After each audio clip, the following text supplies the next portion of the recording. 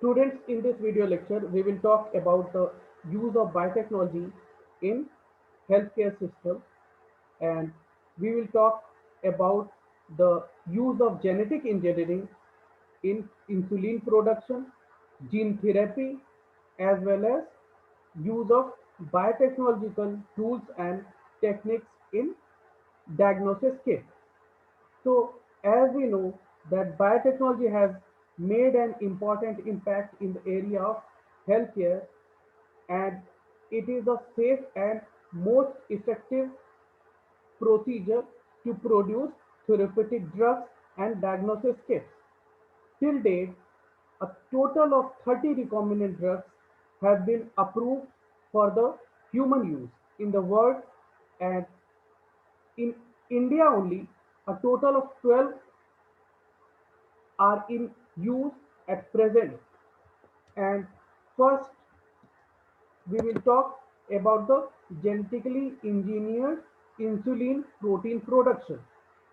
As we know that the patient of diabetes has been advised to receive the crude insulin protein directly into their blood to maintain their glucose level and to maintain their blood sugar level.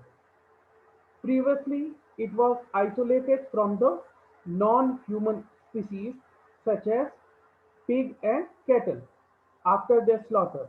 Means people used to kill them, and uh, they used to collect the insulin protein directly from pig and cattle.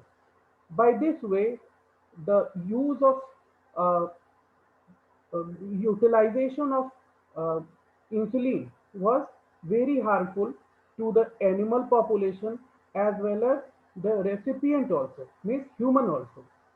So why this insulin was not useful for the human also, just because it doesn't belong to the human population or human species, so there will be some amino acid difference from the human insulin protein. So by this, it could cause the allergy as well as it would not be the fully active insulin protein. So the genetic engineering technique has been employed to produce human insulin protein in bacteria in their desired amount. It means we can produce the human gene in bacterial system, and since we are using bacteria, so we can produce a lot of insulin protein by utilizing the bacteria.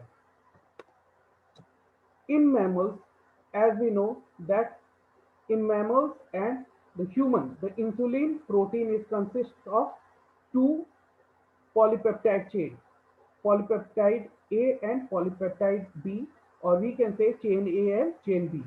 Both of the chains are binded together with disulfide bond, and it expresses in the form of inactive form, and it is known as prohormone. But after some time, eventually it becomes active, means in mature form. Why it previously it is in active form? Just because they have an extra stretch of polypeptide is known as C peptide, and after removal of this C peptide, only A chain and B chain remains. And when the protein is having A chain and B chain, then the it becomes the active form. So it was a challenge for the genetic engineers to produce insulin without C protein. So in 1983, Eli Lilly was an American company. They took different they took DNA sequences of human of chain A and chain B, and they cloned both of the chains of human insulin chain and chain B in different regions of the vector. And after introduction of that recombinant DNA into the bacteria, they produces both of the protein chains separately, and they created disulfide bond in between them, and they by this way they form the protein with chain A, chain B, and both of the chains were attached with each other by disulfide bond, and by this way there is no need to remove C stretch of polypeptide just because there is no such chain present in there. We can see here in nature, we can see here this is the proinsulin. So we can see here this is an inactive form and chain A, chain B is there, and this is the stretch of chain C. So after removal of, we can see here that after removal of chain C from A and B, the A and B chain becomes mature insulin and it becomes active. But in case of this, when the C stretch has been attached, it is not functional. So we can see how the genetic engineers have produced genetically engineered insulin protein by utilizing human gene in bacterial system. By this way, they produced human insulin protein in bacteria. Now we will talk about the gene therapy. By the name, we can understand that we have utilized gene as a in the therapeutic purpose. After birth, the correction therapy of the hereditary disease means genetic disease or hereditary disease can also be possible now. Means we can correct the genetic diseases by utilizing the gene therapy method. And this therapy includes collection of methods to correct the gene defect into their cells. By this, the newly inserted gene fever com- take over the function of the non-functional gene. Means when a person is having such genes which is not functional, then we can introduce the set of genes into their cell, and that recombinant DNA with particular gene will produce our desired protein. So there is a disease called severe combined immunodeficiency. So disease, severe severe combined immunodeficiency syndrome. So SCID, and this is caused by defective ADA gene. What is ADA? Adenosine deaminase gene. So in 1990, the first gene therapy was given in a 4-year-old girl with this ADA deficiency. Means that girl was having a defect in that particular gene, so that gene was not able to produce a functional ADA protein. And this protein is crucial for the immune system to function. Since this protein was not functional, so the girl was in deficiency with their with the immune system also. So several attempts have been made at that time to resolve it, such as bone marrow transplantation and injection of ADA protein directly into her blood. But both of these procedures could not be completely curative. So the gene therapy procedure was undertaken. We will see the whole procedure in this flow diagram. So what people or genetic engineers did, they took lymphocytes from that patient girl and they cultured the lymphocytes into the in vitro condition and proliferate, means they increase the number of lymphocytes.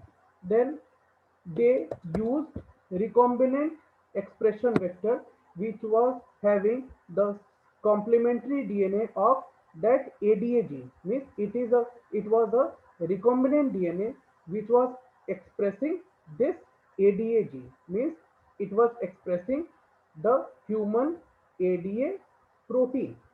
So they transfected this uh, ADA, this recombinant DNA into the lymphocyte of that patient girl, which was grown in vitro. Then the expression vector was introduced in the lymphocyte, and now the lymphocyte had started producing the ADA protein, and that lymphocyte was directly introduced in the blood circulatory system, in the circulatory system of that patient. By this, the girl was completely cured. But there was a condition, since the lymphocytes are not immortal, so regular infusion of such genetically engineered lymphocytes was needed consistently, just because after some time the lymphocytes will die. So there was a need to introduce that genetically engineered lymphocytes again and again.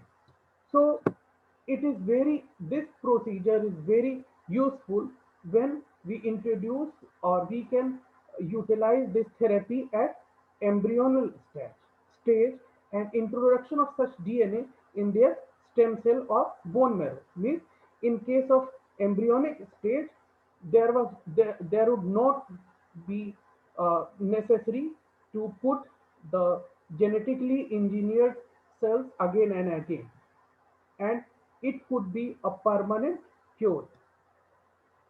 Now we will see the use of biotechnology in molecular diagnosis.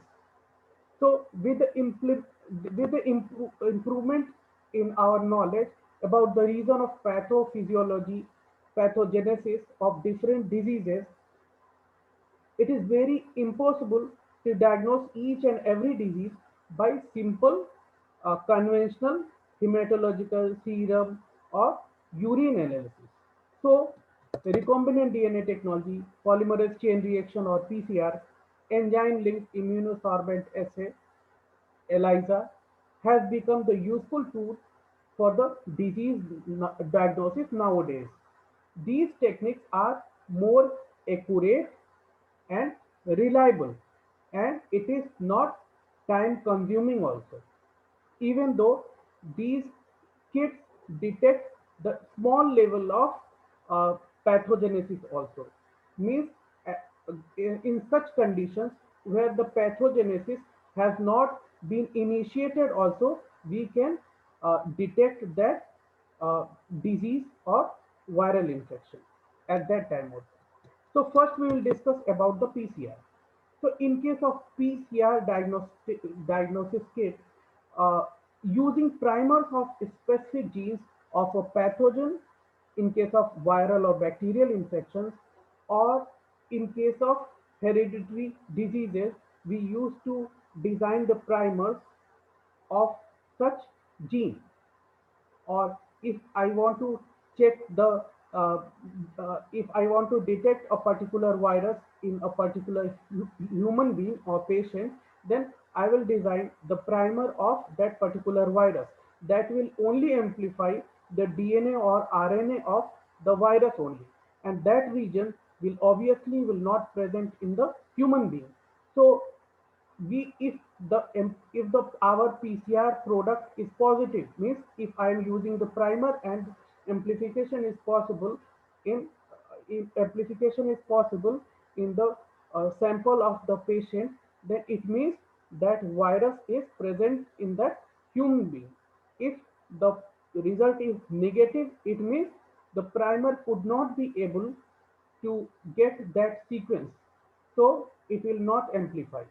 So by this we can detect the virus, and as well as we can detect the uh, genetic disease also.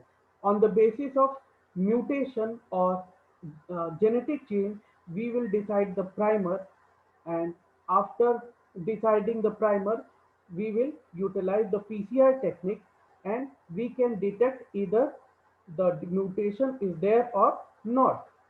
So it is a very sensitive technique, and Even it can detect the presence of virus and bacteria when the symptom has not been started also.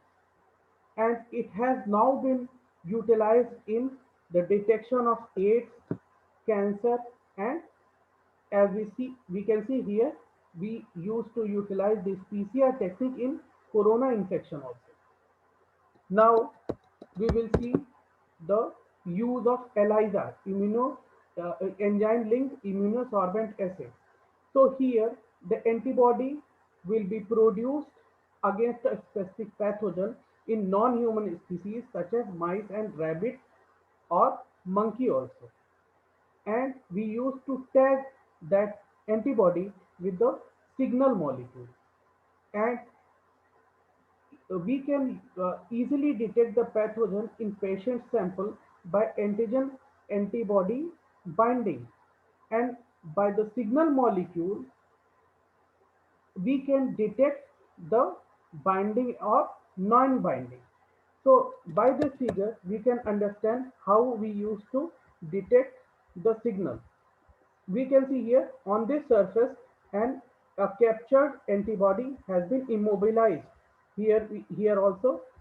So when we will employ the sample, then if that virus or protein is present, it means the antigen will also present. Then this antigen will bind specifically to this antibody, because this antibody has been produced in mice or rabbit or monkey, and we know that the antibody is very specifically bind to a specific antigen. So the captured antibody will uh, attach the antigen, and this antigen is very specifically binds with this capture antibody. Then again we use another set of antibody, which is again the complementary of that antigen, and this uh, antibody is called as signal. uh, this antibody is called as uh, detection antibody, and this detection antibody is having a signal molecule, means it will fluoresce or it will give the signal either it has been attached or not. So there are two conditions here on left side and here on right side. If the antigen is present, then it will bind to the both of the antibodies in between, and the signal molecule will give a signal that this is the positive, means antigen and antibody reaction is positive. Positive, it means there is an antigen, means if the virus, if we are detecting the virus, then virus is present.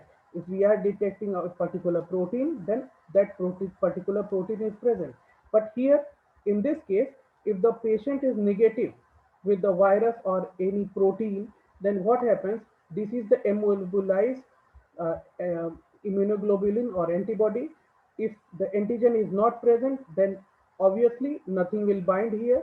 And when we will use the another set of antibody, then this antibody will not bind anywhere.